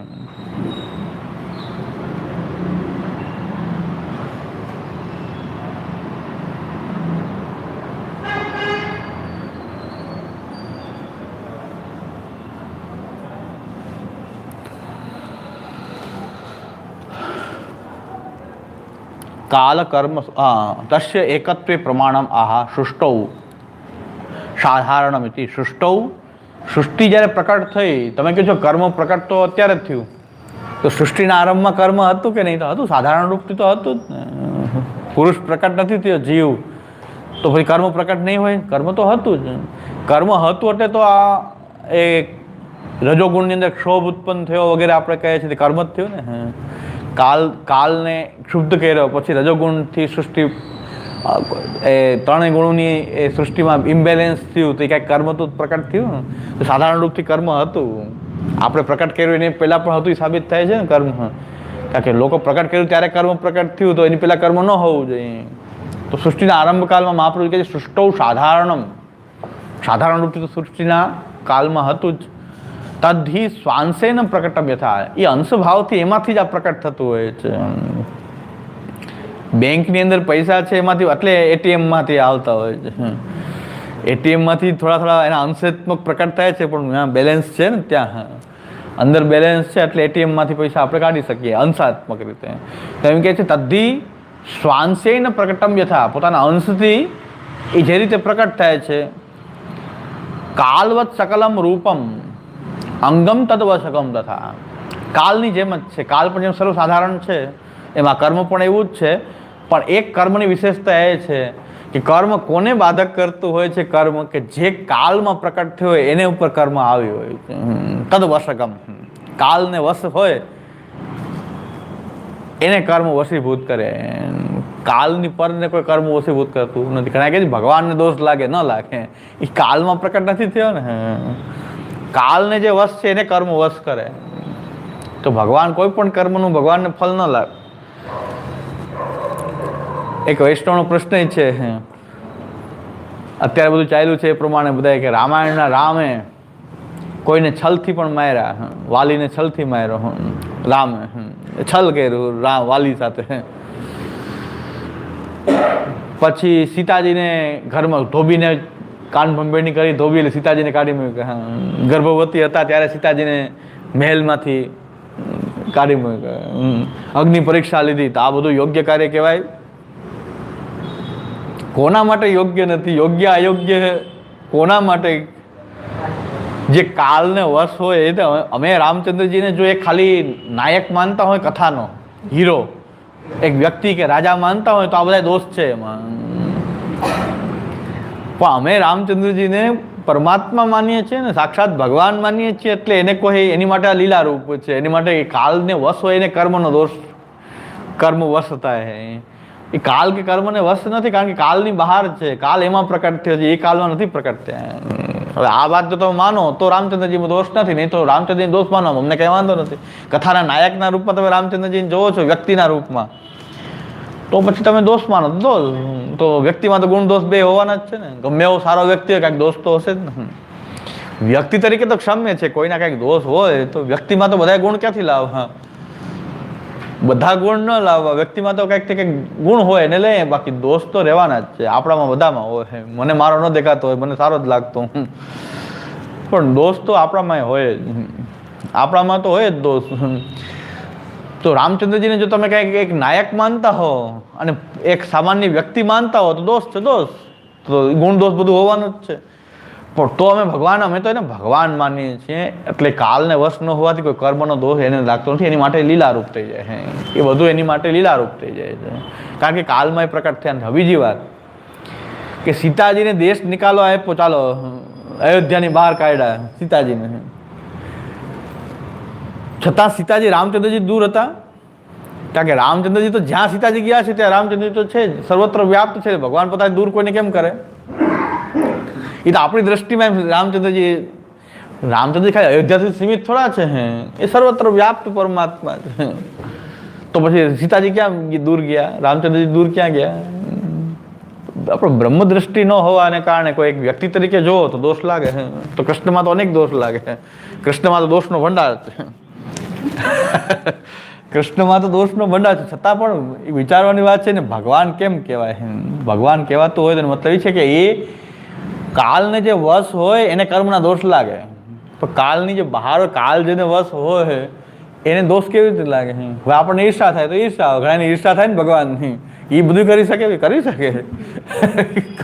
સૃષ્ટિ પ્રકટ કરી શકે, કરોડો કોટી બ્રહ્માંડને પ્રકટ કરી શકે, તો પછી બધું કરી શકે. એની માટે કોઈ દોષ નથી. એટલે એની માટે કોઈ દોષ નથી. એટલે કૃષ્ણમાં તો દોષનો ભંડાર લાગે, છતાં પણ કૃષ્ણ તો સ્વીકારે કરે છે. કૃષ્ણએ તો અયોધ્યા આપણે દ્વારકામાં પધાર્યા પછી શિકાર કરવા પધાર્યા છે, તો કૃષ્ણે તો શિકાર પણ કર્યો છે. તો કૃષ્ણે તો શિકાર પણ કર્યો છે. કૃષ્ણે તો બધું કરેલું છે, શિકાર કર્યો છે. એટલે કૃષ્ણ તો બધું કરી શકે, કારણ કે એની માટે માત્ર લીલા રૂપ છે. એ માત્ર લીલા રૂપ છે. તો એટલે કૃષ્ણ પાછા બીજાને આપણે માનતા નથી, એક જ છે. એટલે બીજા એ છૂટછાટ લેવા માંગે ને અમે કૃષ્ણ છે, તો એ મૂર્ખો છે. ઉપરનો માલ ગયો. કોટી બ્રહ્માંડ પ્રકટ કરવાનું સામર્થ્ય તો બતાવો પેલા. ખાલી કૃષ્ણની લીલા કરવા માંડ્યા. ખાલી લીલા કરવા માટે કૃષ્ણ કેમ થઈ જાઓ? એટલે હું ઘણા કહેતો હોઉં, જો લીલા કોઈ કરે તો એને કેવું છે કે મોઢામાં બ્રહ્માંડ દર્શન કરાવો. રાસ લીલા તો પછી કરો, પેલા તો મુખારવિંદમાં બતાવો કોટી બ્રહ્માંડ દર્શન. ભગવાનને તો મુખમાં કરાયું તો કરાવો. મુખમાં દાંતે 32 ચોકટું હોય, આમાં ક્યાંથી 32 હોય, દાંતે પૂરા ના હોય. હવે આપણે કે કૃષ્ણ બની લીલા કરે, તો કેમ લીલા થાય? એટલે આસારામને મુશ્કેલી થઈ ગઈ લીલા કરવામાં.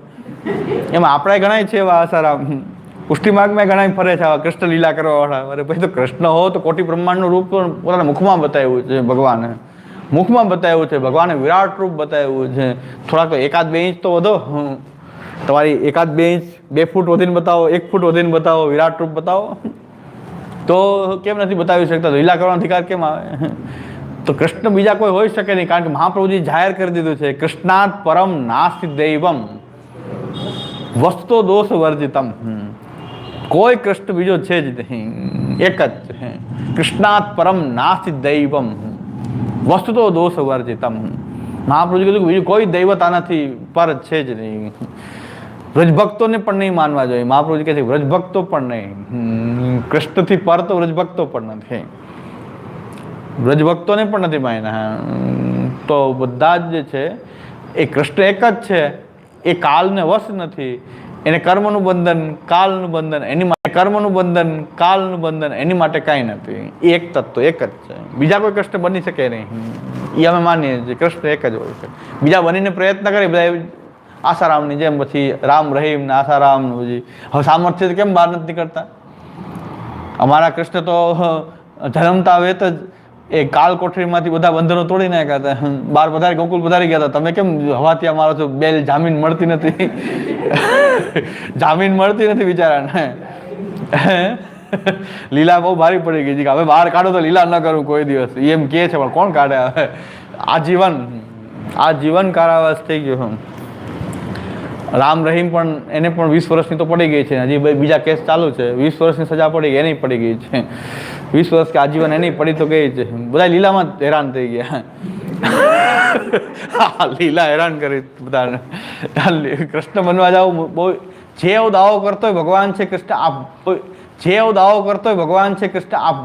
આપણા વૈદિક ધર્મની અંદર સૌથી મોટી અંધશ્રદ્ધા આ ફેલાય છે. ભગવાન ચમત્કાર, ભગવાન ચમત્કાર. આ સૃષ્ટિમાં ચમત્કાર નથી દેખાતો? આ સૃષ્ટિ કેવી ચમત્કારિક ભગવાન! આનાથી મોટો ચમત્કાર શું જોઈએ? એ જાદુગર જેવા ચમત્કાર છે. મૂર્ખા લોકોને એ કોઈને ખબર ન હોય તો જાદુગરી વિદ્યાર્થીઓ ચમત્કાર લાગે. ચમત્કારી લોકોને ગુરુ માનવા માંડ્યા આપણે. ચમત્કાર બતાવેલા ગુરુ. અરે ભાઈ, ચમત્કારને કારણે ગુરુ નથી.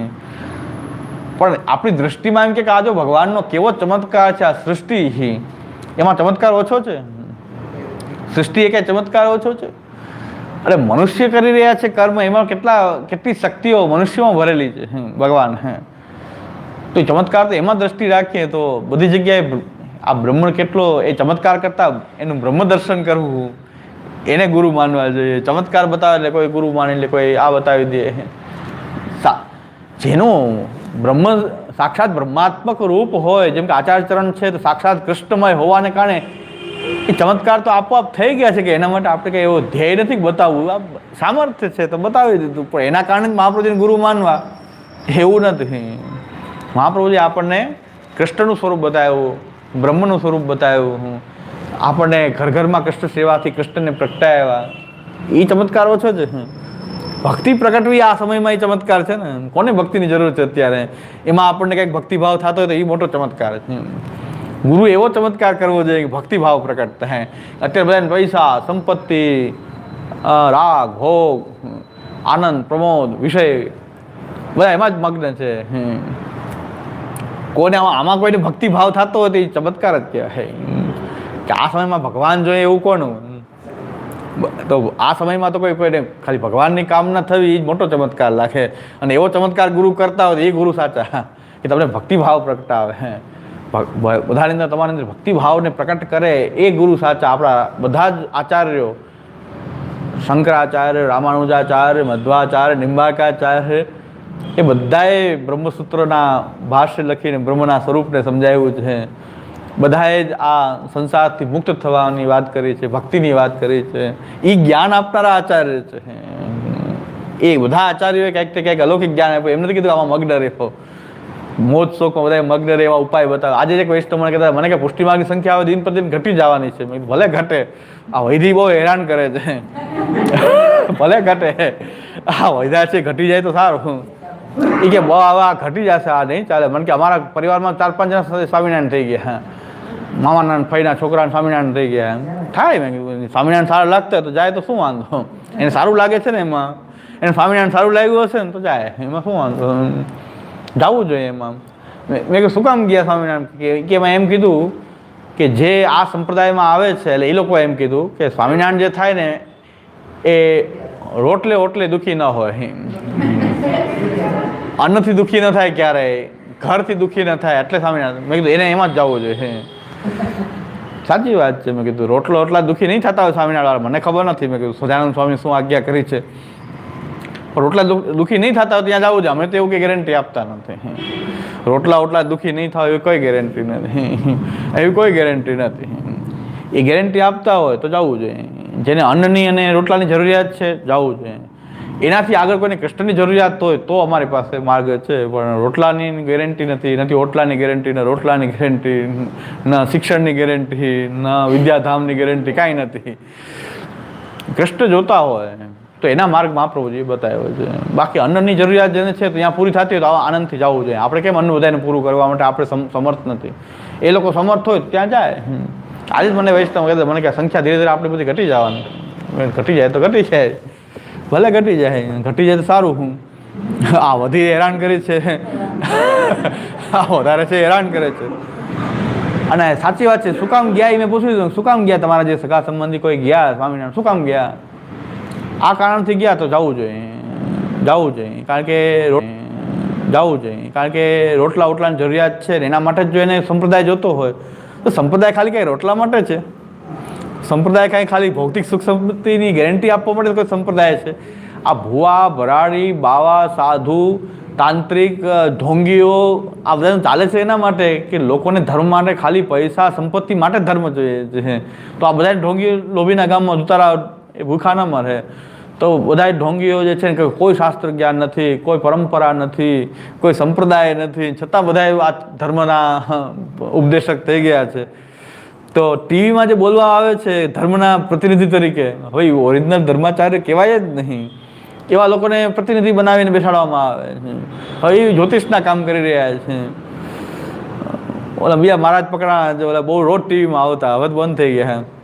રોજ ટીવીમાં શનિ મહારાજના કંઈ ઉપાસક કોણ, દાતી મહારાજ, દાતી મહારાજ, દાતી મહારાજ, દાતી મહારાજ, એ શનિદેવના ઉપાસક દાતી મહારાજ રોજ ટીવી વાળાની રોજ 1 કલાક આવતા. તમે અંધશ્રદ્ધા નિવારણની વાતો કરો, પત્રકાર તરીકે તમને ખબર નથી કે આ બધી અંધશ્રદ્ધાની વાત તમે શું કામ ફેલાવી રહ્યા છો? આને કોઈ ધર્મ સાથે કંઈ લેવાતા નથી. એ શનિ ઉપાસના કરવાથી આમ મળી જાય છે ને તે મળી જાય છે ને આમ કરો, એ રોજ એવા કાર્યક્રમ આપતા હતા. એ આસારાની જે લીલામાં એ પકડાઈ ગયા છે. એ જેલમાં જો અત્યારે એક જેલ જ નવી બની ગઈ છે આખી. લીલા કરવાવાળા બધા એક સાથે, લીલા વિહારી એક જગ્યાએ બધા. દાંતી મહારાજે પકડાણા. ટીવીમાં રોજ એને ધર્મના ઓલા તરીકે પ્રકટ કરતા હતા કે જાણે આપણે જાણે ન લીડર હોય હિન્દુ ધર્મના. આ આચાર્યો જ નથી કોઈ ઓરિજિનલ ધર્મના ઉપદેશક છે. આ બધા જ ઢોંગી લોકોની કામના શું થઈ ગઈ કે ધર્મ કેના માટે જીવો, ભગવાન માટે નહીં. શું મળે ધર્મમાંથી? પૈસા મળે, સંપત્તિ મળે. હા લાવો આનાથી જે મળતું હોય તો. નિર્મલ બાબાનો દરબાર, નિર્મલ બાબાનો લેવાનો દેખો કાંઈ વેપારી હતા એ. અને આમાં કૃપા મિલ રહી, કૃપા પુષ્ટિ માર્ગ. 2,500 રૂપિયા ફી છે, 500 નહીં, 2,500 રૂપિયા ફી છે એની. એના કાર્યક્રમમાં ભાગ લેવાની 2,500 રૂપિયાની અંદર એન્ટ્રીની ફી છે. તો આખો 5-7 હજાર માણસ હોય, 5-10 હજાર માણસની વચ્ચે બેઠા હોય. અને બધા જ ભાઈ ગામડાના અંધશ્રદ્ધાળુ નહીં, શહેરના લોકો, એજ્યુકેટેડ લોકો. મોટા મોટા શહેરમાં જ કાર્યક્રમ કરતા. ગામડાના લોકો આપણે કે બીજા અંધશ્રદ્ધાળુ હોય, પણ ગામડાના માણસ નથી જતા એમાં. શહેરના લોકો બધા એકદમ એજ્યુકેટેડ લોકો. કૃપા મિલ રહી, કૃપા આ રહી હે, રૂક રહી હે.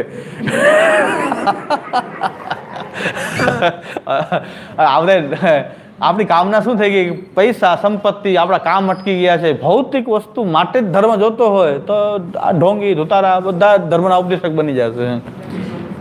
સુખ ક્યાંથી મળે, સંપત્તિ ક્યાંથી મળે, કામ અટકાવો એ કે અટક્યું કંઈ કામ તો એ પછી પૂછે ક્યાંથી આવો છો? કે જુનાગઢ, ગુજરાત. અચ્છા, હા હા. ગાંઠિયા ખાતે હો? તો હા કે ખાતે ગુજરાતી લોકો ખાતા જ હોય. हाँ कब खाए थे, लास्ट कब खाए थे? तो रविवार. गरीब को खिलाया था कि नहीं खिलाया, बस कृपा अटक गई, वहीं अटकी हुई है. अगले रविवार को 1 किलो गांठिया लेके गरीब को खवा देना, कृपा हो जाएगी. जाओ 2,500 રૂપિયા. પાછું બીજી વાર આવે કે નથી થઈ કૃપા તો પાછા 2,500 ભરવા પડે. એક તો કૃપા ન થઈ ને 5,000 2,500 પહેલા પાછી બીજી વાર એન્ટ્રી આવી તો 2,500 પાછા. પછી પાછી ક્યાં અટકી કે કૃપા અટકી ગઈ છે.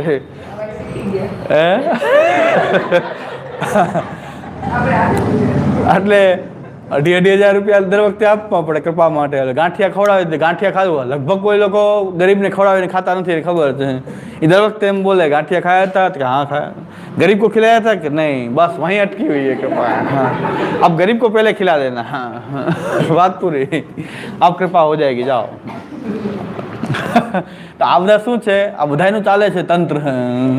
લાખો રૂપિયા એક સમાગમમાં કાંઈ કરવાનું નહીં, કોઈ ઉપદેશ નહીં, કોઈ ગ્રંથ વાંચવાનું નહીં, કાંઈ નહીં, ના રામ ના કૃષ્ણ કાંઈ નહીં. આવો વિચાર વસ્તુ કહેવાની. ક્યાં અટકી છે કૃપા એ બતાવે. સોમનાથ ગયે થે કે નહીં? આમ તો બાજુમાં તીર્થો ભૂલી જ જાય બધા. તીર્થયાત્રા કરો બહુ દૂર જાય તો બાજુમાં તીર્થ હોય ને એ કરતા ન હોય, એને ખબર છે. એટલે જુનાગઢ હોય તો જુનાગઢનું તીર્થ પાછું એને યાદ છે કે જુનાગઢમાં કયું તીર્થ થાય, દામોદર કુંડ કે કાંઈ જે કાંઈ. સોમનાથ મહાદેવ, ચાલો પ્રસિદ્ધ સોમનાથ. सोमनाथ गए थे, मतलब कि कब गए थे, लास्ट कब गए थे? कि 2 साल हो गए. बस वही तो बात है, जाके सोमनाथ दर्शन कर आओ, कृपा हो जाएगी, जाओ. એ ખબર છે બાજુના તીર્થ મૂકીને બીજા તીર્થે જાય બધા, બાજુના તીર્થ રહી જતા હોય.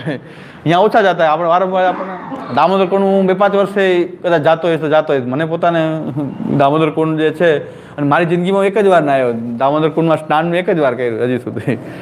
45 વર્ષમાં દામોદર કુંડ હું નાહ્યો નથી ક્યારે.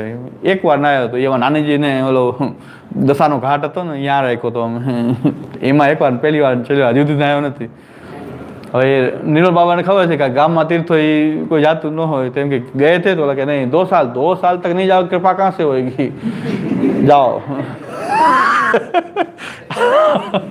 આપણને હસવું આવે પણ છતાં લોકો જાય છે. 2,000 રૂપિયા દઈને આ સાંભળવા માટે જાય, આ સાંભળવા માટે એજ્યુકેટેડ લોકો જાય છે. કોઈ ગરીબ પ્રજા નથી જાતી. ટીવીમાં રોજ 1.5 કલાક તેનો ટીવીમાં કાર્યક્રમ આવતો, એક ચેનલ એને રોજ આપતી હતી. એના પૈસા રોજના ફિક્સ હશે ને, એટલા પૈસા આપતા. ચેનલ ઉપર રોજ એનો કાર્યક્રમ આવે, નિર્મલ બાબા કે દરબાર.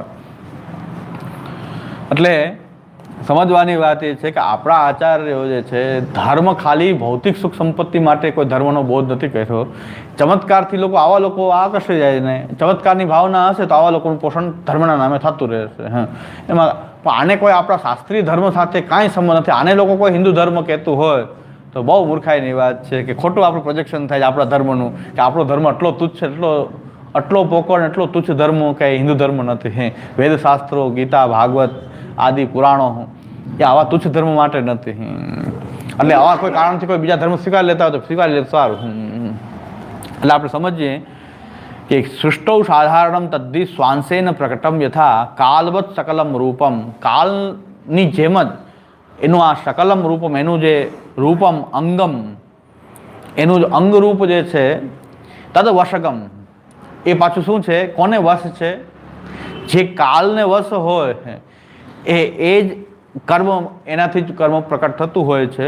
એટલે જે કાલને વશ હોય એને કર્મ વ્યાપ્ત કરે છે, જે કાલને વશ નથી એને કર્મ વ્યાપ્ત કરતું નથી. અને કાલમ કર્મ સ્વભાવમ છે એથી વાક્યાત સૃષ્ટિકાલે યાદૃશમ રૂપમ તેન પરિચ્છેદ્યમ સએવ અંશ પ્રકટ. સૃષ્ટિકાલમાં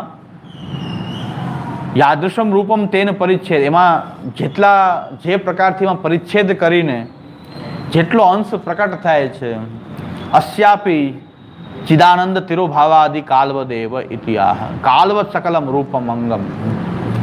કર્મનું સ્વરૂપ પણ કાલ જેવું જ છે. કેવું છે કે ચિદ અને આનંદનો તિરોભાવ છે. કાલવદ નહીં, કાલમાં પણ ચિદ આનંદ તિરોભાવ છે, ચિદ અને આનંદનો તિરોભાવ છે, એટલે કાલને જડ કીધો છે. ઈસત સત્વાંશમાં પ્રકટ છે. એવી રીતે કાલની જેમ જ અહીં ચિદ અને આનંદનો તિરોભાવ, તો કર્મમાં પણ ચિદ અને આનંદનો તિરોભાવ છે. એટલે કર્મનું કોઈ એક રૂપ નથી દેખાતું, આનંદ રૂપ. અને ચિદ, એમાં કર્મની અંદર પોતામાં ચિદ નથી. કર્મ તો તમે જેવું પ્રકટ કરો એવું થાય છે, પોતાનામાં કઈ ચેતના એક કર્મની અંદર તિરોહિત થયેલી અવસ્થામાં છે.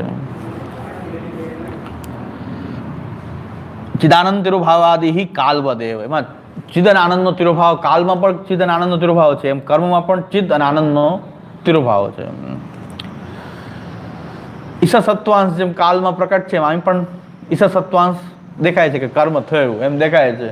પણ કર્મને હું કર્મ છું, હું આ ઊંચ નીચે છું એવું જ્ઞાન એમાં તિરોભાવ છે. અને આનંદ રૂપતા એની પણ એમાં તિરોભાવ છે. સમજાણો? તિરોભાવ, આનંદ ચિત્ત કેવી રીતે તિરોભાવ છે કે કર્મને પોતાની અંદર ચેતના નથી ને. કર્મ તો જેમ થઈ રહ્યું છે એ રીતે ફલ આપી રહ્યું છે. કાલમાં પણ એવી રીતે એનું એક જડ રૂપ પ્રકટ, ઈશત સત્વાંશ પ્રકટ થાય છે. એટલે પ્રકટ હોવાની વાત છે તો એ અક્ષરાત્મક રૂપ છે, પણ એમાં એક આ રૂપ કર્મ પ્રકટ થયું, આ પ્રકારનું રૂપ પ્રકટ થયું છે. એમાં ચિદ અને આનંદનો તિરોભાવ રહે છે. આનંદ કર્મનું કોઈ મૂર્તિમંત દેવ રૂપ, આનંદ આકાર, કર્મનો કોઈ એવો આનંદ આકાર સાકાર રૂપ પણ એમાં તિરોહિત જ રહે છે, નિરાકાર જ રહે છે. કર્મ કંઈ કોઈ દેખાતું નથી, કર્મ કેવું છે એ દેખાતું નથી. અનુભવમાં આવે છે, થોડુંક સત્વાંશ છે તો અનુભવમાં આવે છે કર્મ થયું. પછી કર્મ પોતે પાછું એની અંદર જ્ઞાન નથી, જ્ઞાનનો પણ કર્મમાં જ્ઞાન નથી ને. કોઈ જ્ઞાનવાળો જે ચેતનાવાળો જીવ છે એ કર્મને પ્રકટ કરે છે, પણ કર્મની અંદર પાછું ચિદાનંદ તિરોભાવ છે, એ કર્મનું રૂપ છે. પણ એક વિશેષતા કાલ કરતા એક વિશેષતા કર્મમાં એ છે કે વિશેષમાં તદ વશકમ ઇતિ યત્ર યહ કાલવશે ભવતી, જ્યાં પણ જ્યારે કાલને વશ હોય ત્યારે જ કર્મ વ્યાપ્ત થાય છે, ત્યાં સુધી કર્મ વ્યાપ્ત થતું નથી. નતું અન્યમ, બીજા અન્યને વ્યાપ્ત કરતું નથી. કાલમાં જે હોય એને કર્મ વ્યાપ્ત કરે, કાલની બહાર હોય એને કર્મ વ્યાપ્ત કરતું, કર્મ એને હાવી થાય એના ઉપર. એમ કર્મનું જે ફલ આપવું વગેરે જે છે એ કાલમાં જે વશ હોય એને જ કર્મનું ફલ વગેરે વ્યાપ્ત કરે. ભગવાન કોઈ પણ કર્મ કરીને ફલ કેમ ન ભોગવવું પડે? ખરાબમાં ખરાબ કોઈની હત્યા કરી નાખે ભગવાન, કોઈની તો એને કંઈ ભોગવવું ન પડે, કારણ કે કર્મ અહીંયા એને વ્યાપ્ત કરતું નથી ને, કાલની બહાર છે એટલે એને કર્મ વ્યાપ્ત નથી કરતું. આપણે કર્મથી વ્યાપ્ત છીએ. જન્મ પણ આપણો કર્મને આધીન છે, કારણ કે આપણે કાલમાં પ્રકટ થયા છે તો કર્મોને કારણે આપણો જન્મ પણ થતો હોય છે. મહાપુરુષ કહે કર્મણા જાયતે યતઃ, સોપી તૈસ તત્કુલે જાતક કર્મણા જાયતે યતઃ. તો કર્મથી જન્મ પણ વ્યાપ્ત થઈ ગયા ને, કર્મને કારણે આપણું જન્મ મરણ પણ કર્મને કારણે નક્કી થતું હોય. પણ કોને? કાલ વશમાં હોય એને જ, કાલની બહારને વ્યાપ્ત કરતું નથી કર્મ. ભગવાનને એવું વ્યાપ્ત નહીં કરે. અહીં સુધી રાખ્યું.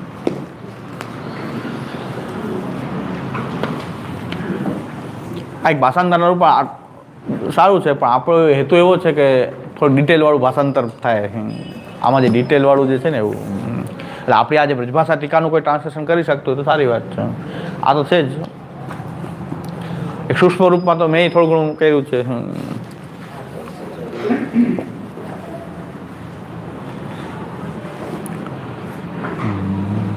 હૃદય ન ચરણ કેરો ભરોસો, હૃદય ન ચરણ શ્રી વલ્લભ નખ ચંદ્ર છટાબિન, સબ જગમાં જય અંધેરો ભરોસો, હૃદય ન ચરણ સાધન યોર નહીં આ કલી में जासु होय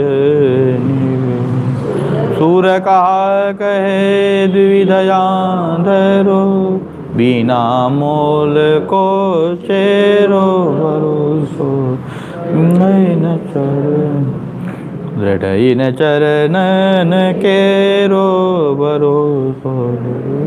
श्री वल्लभाजी, श्री गोपीनाथ जी, श्री गोसाई जी.